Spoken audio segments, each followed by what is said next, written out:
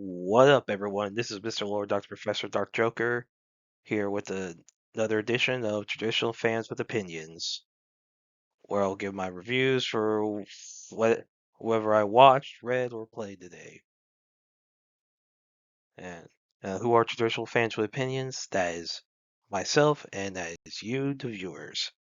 With all that being said, on with the reviews. Tougen Anki, episode 16. So in this one, Kogasaki, after returning to the Oni's, I guess, safe house, he wants to go. Basically, so he wants to go help save this one of the girls that he believes held hostage by the Momotaro. So he, after some convincing, Muno lets him go, and Shiki goes with him. Then they go there until basically they save the girl, then deal with this fire. So save everyone out of the fire. I'm trying to remember what's going on. Kozaki finds it weird. It's like, hey, they were able to find her, get her out, and basically he everything seemed a little off. When he's thinking about, he realizes that basically the whole ordeal was to lure Shiki out. So now one thing that's revealed is that Shinya, one of the Momotaro, it basically the reason Kozaki is able to be rescued as easily as he was is because Shinya had planned to use his powers to see through Kogasaki's eyes and allow him to like see what's going on, spy on the Oni.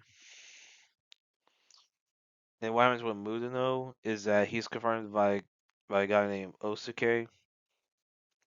Basically, like Osuke wanted to fight him, and so they start fighting.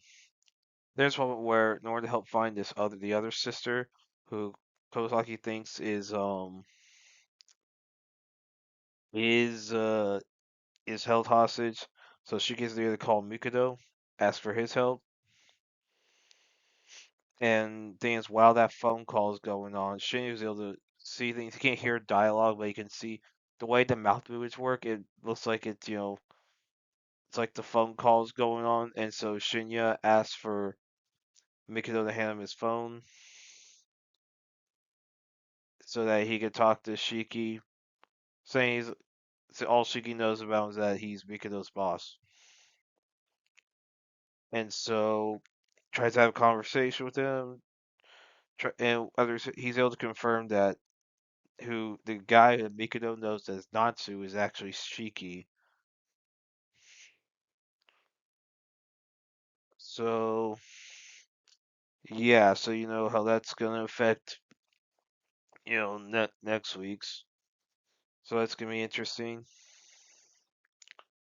So yeah, so I thought this was a good episode, like how they're setting up, obviously Shiki versus Mikado, like basically that's being set up to like get that fight going. And I don't, who knows what happens with Mikado? How like I've not read the source, I've not read the manga, so I don't know exactly what all happens. But yeah, I like how they're setting up like these confrontations. So I really like this episode. Looking forward to the next one.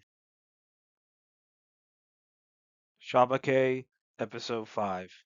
So in this one, this guy goes to Ichitaro's like store wherever to buy medicine.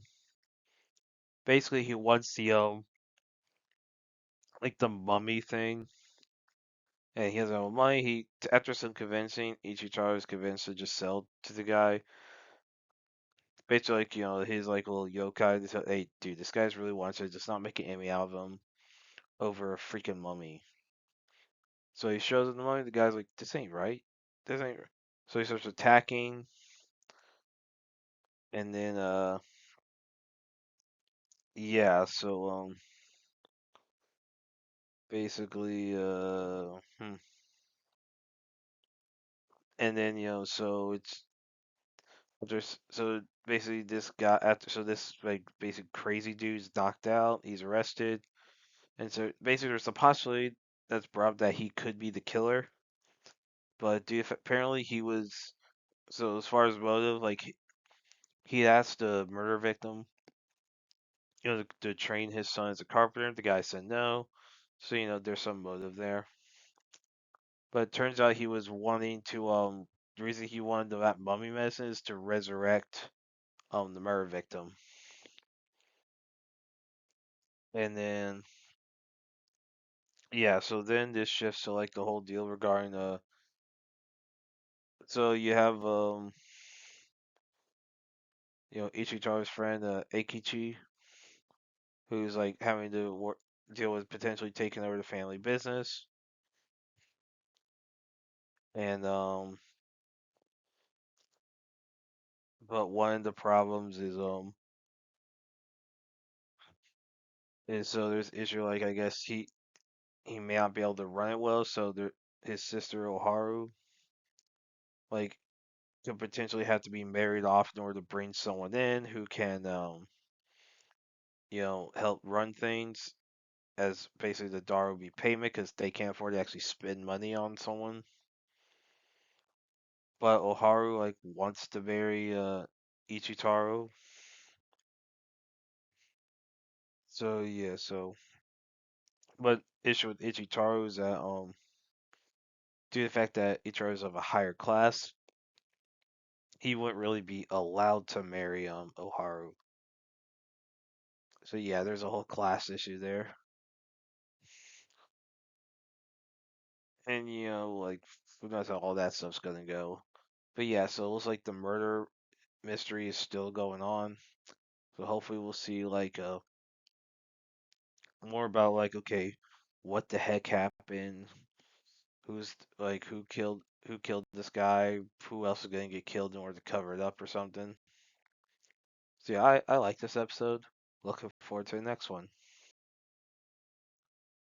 Star Wars Vision Season 3.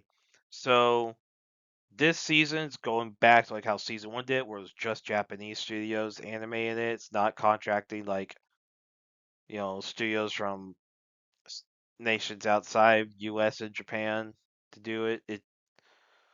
So it's going back to just doing anime style, which is basically in season 1 was done, to like basically bank on the rising popularity in anime. I mean that is what it was. Like they'll give other reasons, like yeah, they want to give voices to non-American creators. Well, like, was like we know you just care about the rising popularity of anime. Just don't. Then season 2, of course, that was like, yeah, we're gonna do all these other countries, and yeah, that didn't go well from quality standpoint. Then season 3. So in seasons 1 and 3, I watched both subbed and dubbed, and so Japanese for subbed, English for dubbed. And season 2, I just watched the dub because it was all these different countries. I'm not freaking dealing. Like, 'cause I don't even know if all the dialogue options, the language options were available for like the countries, like for some of those countries. Like, I don't know. Yeah. So anyway, so season 3, you have all. So for some of these 9 shorts, some 3 of them are sequels. So one of them you have the Duel Payback. So sequel to the Duel. So in this one, you have the Ronin, who's like basically. So of course this is like all these shorts are non-canon. That is a establishing they're non-canon to Disney's timeline. And so basically the Duel, that universe basically there's like this Jedi Empire or something where all these warlords came together or something. And so the main character Ronin, whose name's not given, was the Dark Lord of Sith who like led a rebellion against the Jedi. Of course, now he's like hunting Sith. So now in this short, the Ronin finds a former Sith named Ani, who's basically serving a gangster named Kadaba, and he basically they start fighting on the planet Olcats, and So then the Jedi Grandmaster, his name is not given, who has a grudge against the Ronin from a previous battle, leads an attack on the planet to help and attacks the Ronin, Annie, and base everyone. And basically, what happens is that so to defeat the Grandmaster, the Ronin and Annie have to team up, and they team with like the Ewoks, and few others, to fight against the Jedi's forces. And they team up, and basically that allows the Ronin to be able to kill the Grand Master. Then the episode ends with the two Sith continuing their duel. Now this doesn't give an end to the duel; it just ends like basically doesn't. I don't know how hostile they are to each other, but it ends with them dueling. So yeah, so yeah, that was an interesting short. And then so yeah, I thought it was interesting, style and how it was done, the animation style. Of course, it's black and white, trying to be very reminiscent of Akira Kurosawa. Of course, then next short you had Visions, the song. So you had the Song of Four Wings. So there's Princess Crane. Basically, her kingdom, whatever, like is gone. Like she's still called princess, but she's not a princess of anything. Kind of like I guess one of the things like Rob, I guess with Leia, where of course her planet was well blown up. I don't think that's the place with Crane. And so Crane and this droid Tortu, they're working as rebels, so they're spying on Imperial activities on the planet Jotes. Because there's concerns about the rebels believe that like their base has been located. Turns out that basically that the Empire's not there to because the rebels were there to mine coaxium, and like basically all these villagers are dead. So Cran Tortu save a villager and basically save the villager and get deal with and stop the Empire's mine operations. So yeah, that was an interesting one, and yeah. Then you have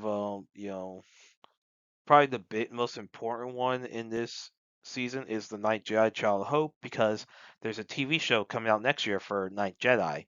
It's like a spin-off of so basically they're going to try to spin off some of these shorts into shows. And Night Jedi is the first one they're going to do that with.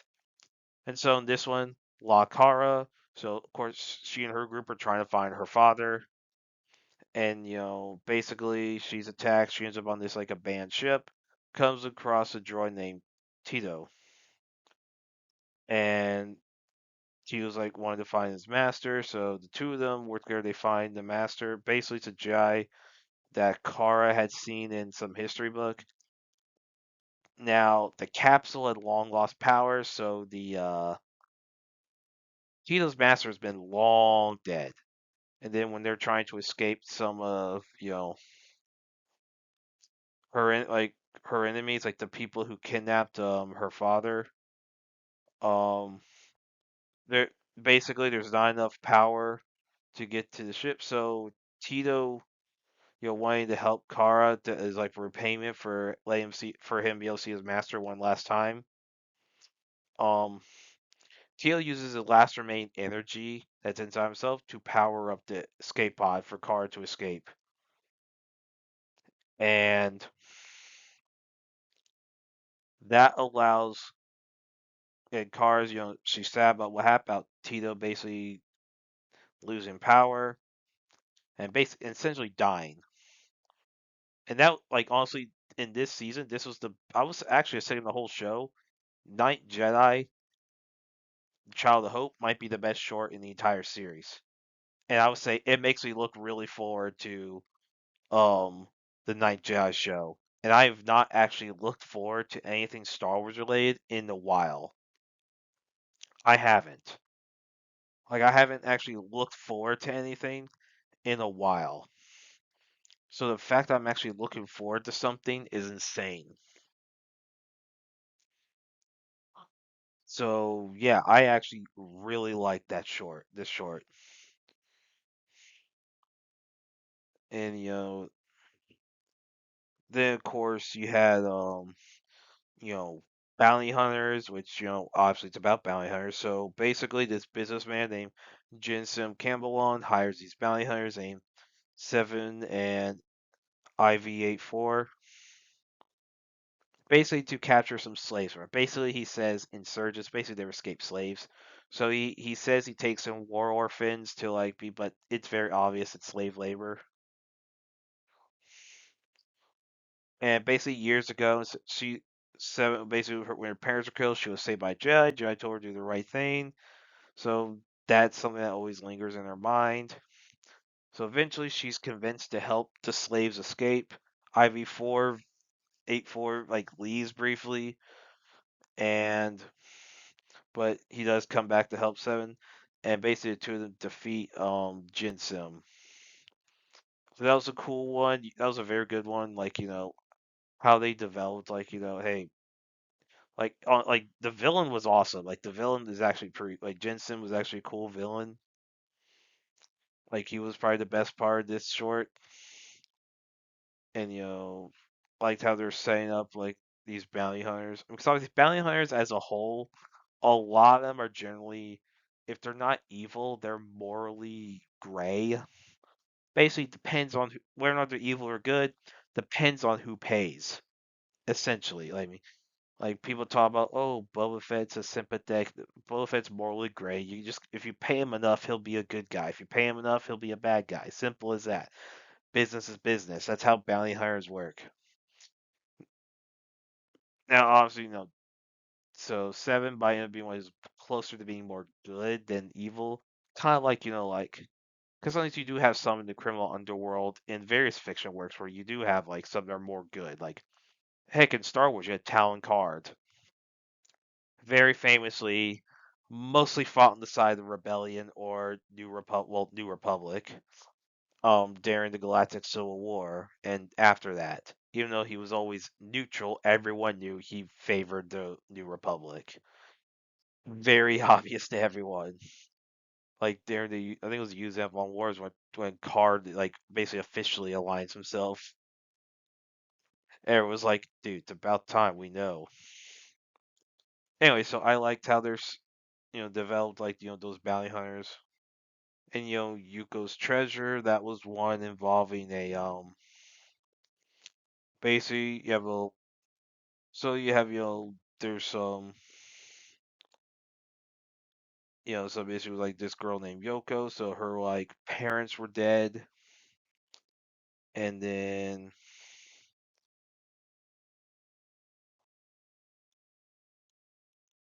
basically like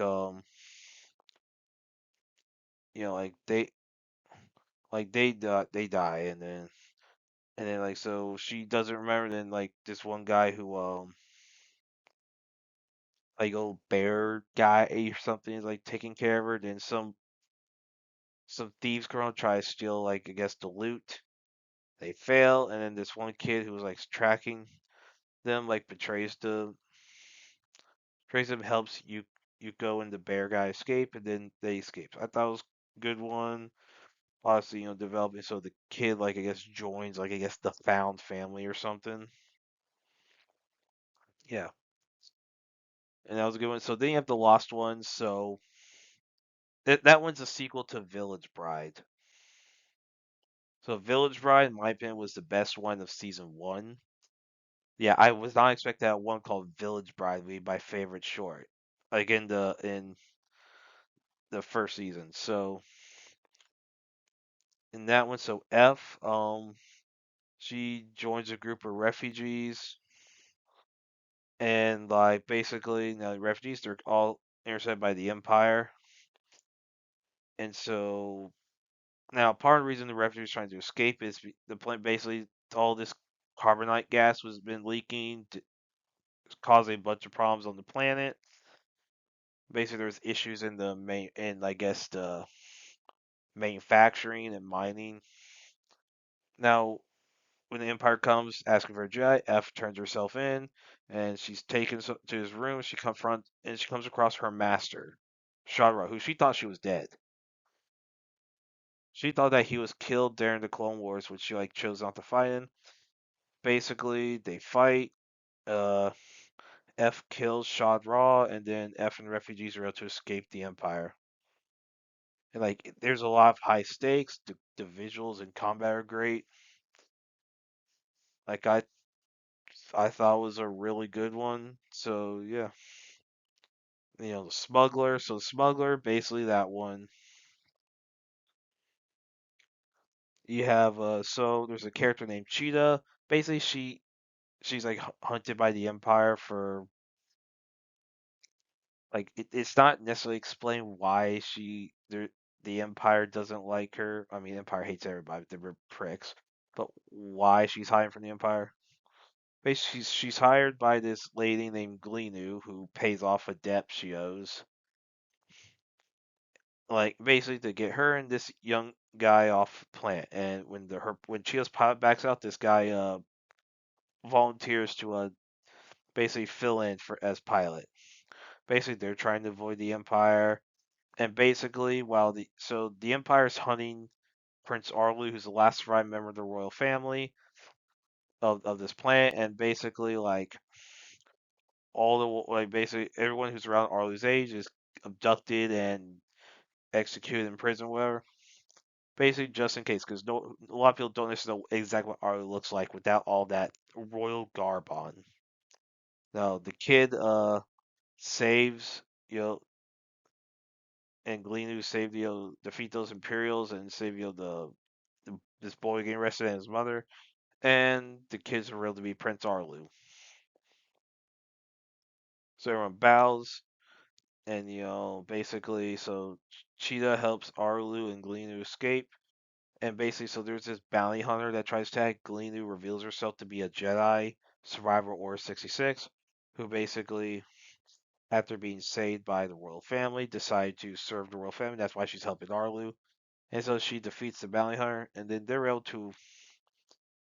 So basically, three are able to escape, and then Arlu recruits Cheetah to join his like rebel cause when they leave the planet. So yeah, I thought it was cool. So you have a little small rebel cell being born. Galenu was like a cool character. Cheetah was fine. You know, Arlu's just a very stoic like individual.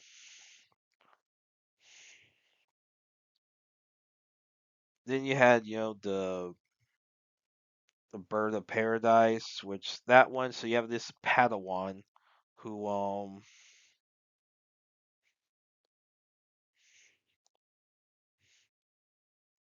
like so this Padawan like is like very arrogant and basically like so some Sith she and her master find a Sith and like so the Padawan gets struck and falls into like off like this cliff or something.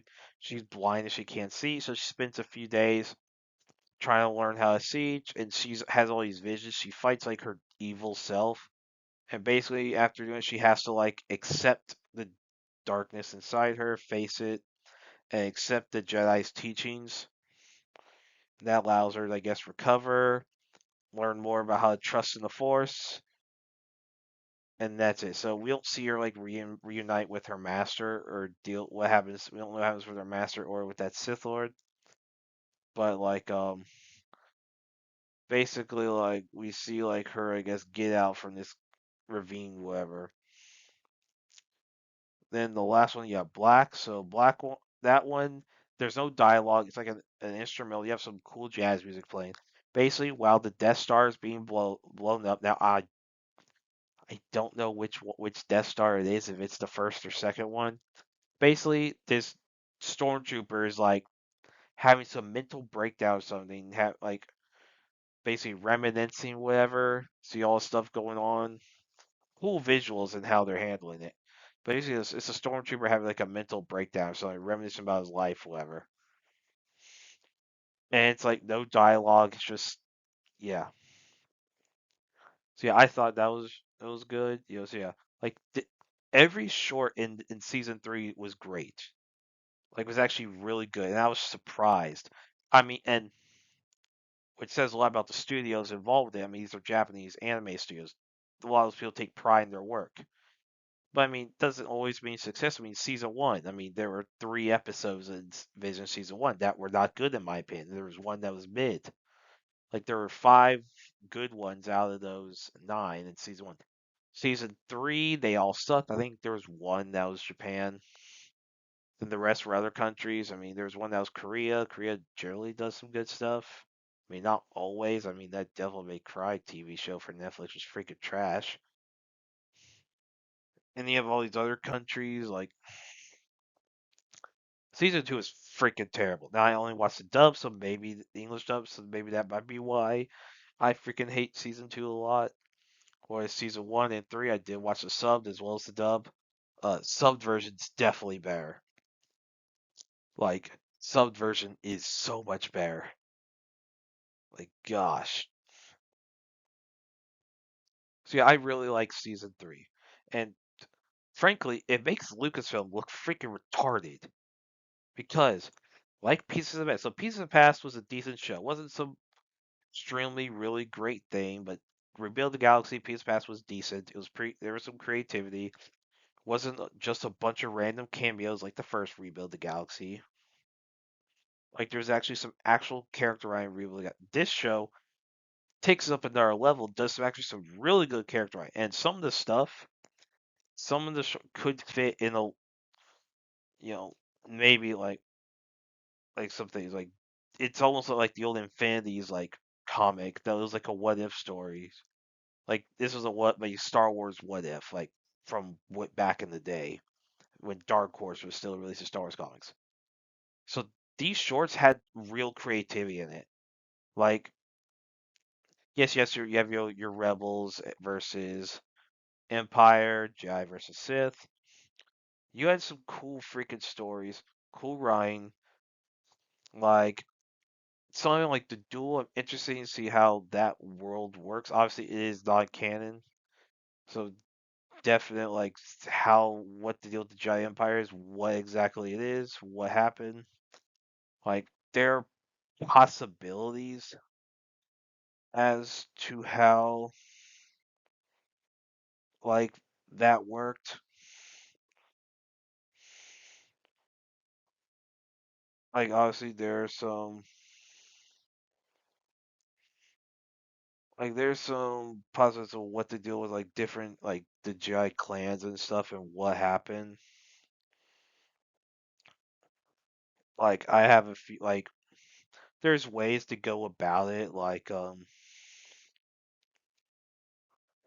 honestly you could do like if I like maybe it's a whole what if the Republic never formed after the Unification Wars?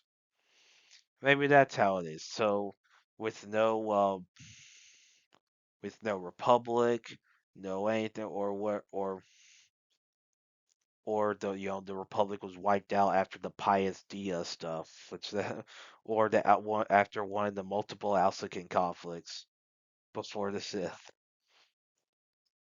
You know, who knows? Like basically, like there's a bunch of cool art. And Night Jedi, I'm excited for that show. I'm excited how that's developed. But be smart to do is they just don't bring up sequel trilogy character. Do not bring up Rey at all. That leave make it so far future it's not brought because it looks like it's pretty far in the future.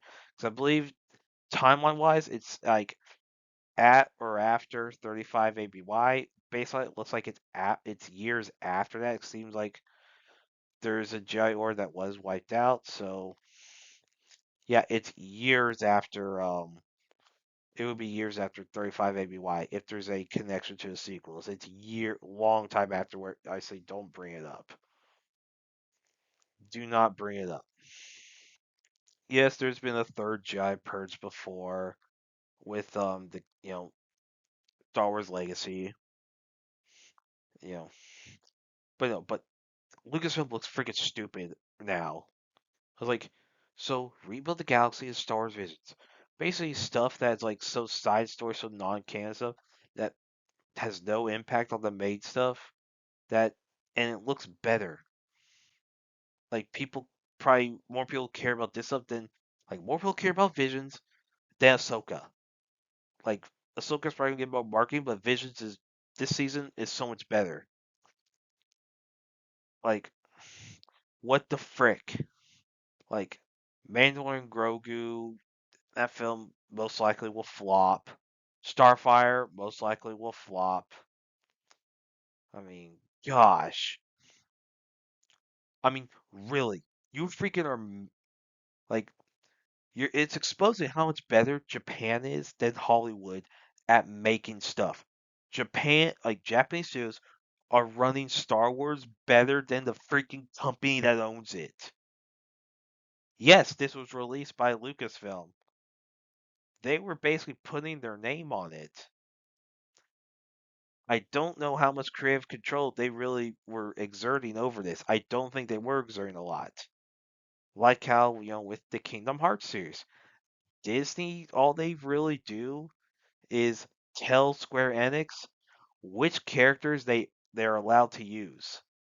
Which is kind of why Mickey was only in a cameo in KH1, because Disney did not want Mickey to be a main character. So basically, I think that's kind of what Visions works. Where basically Lucasfilm just licenses the brand out, and basically the studios do whatever. I mean, that's how it works. I mean, well, I mean, you could get a mix of good, mix of bad. Japan stuff this season is pretty freaking good. Like the best season out of the three. I mean, season two is obviously the worst. I mean, gosh, that's freaking terrible. Like, but no, with this, like, I'm looking forward to the Night Jedi show. I really like this season. The show, I mean, you had a overall mid first season, a terrible second season, and a really good third season. I don't know if they're gonna do a season four, but yeah, Lucasfilm should just be ashamed of themselves. You got you got shown up by anime again. I mean, look how much success anime had. It's having this year. You had, you know, basically you have Demon Slayer Infinity Castle Return of Akaza being number one in the box office for multiple weeks. You have Chainsaw Man, Rezark being the number one movie in the box office, this past weekend. I mean, in freaking in the United States, like that should put like Hollywood to shame. So yeah, you got beat in your own country. Like America got beat in its own country by Japan in freaking entertainment. That's just how I felt.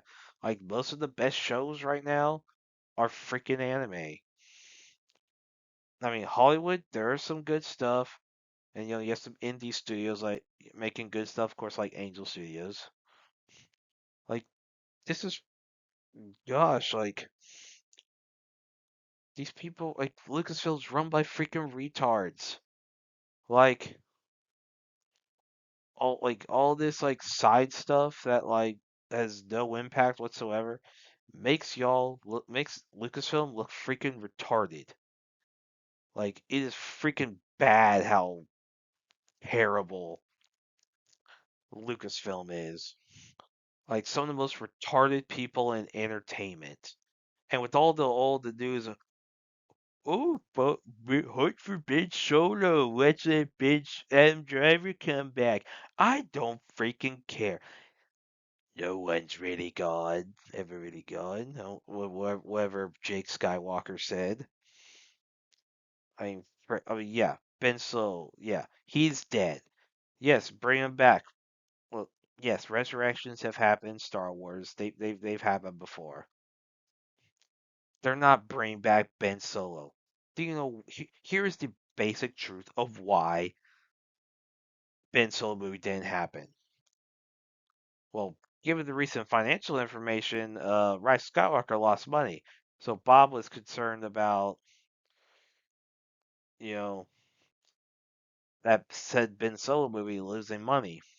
With Solo losing money, Rise of Skywalker losing money, he was concerned about Ben Scott, basically Kylo Ren movie losing money.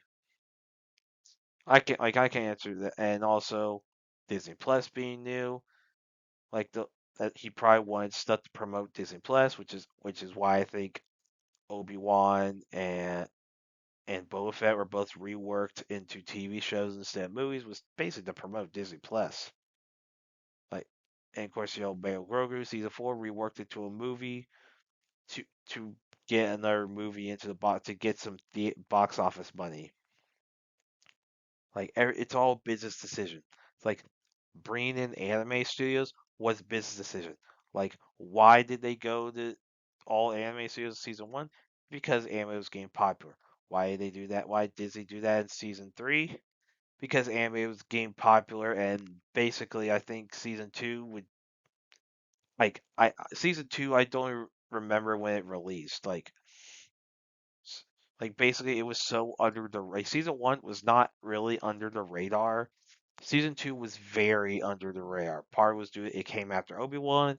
Everything after Obi-Wan was relatively under the radar because basically you could see the visual difference in like the kind of hope people have for the franchise.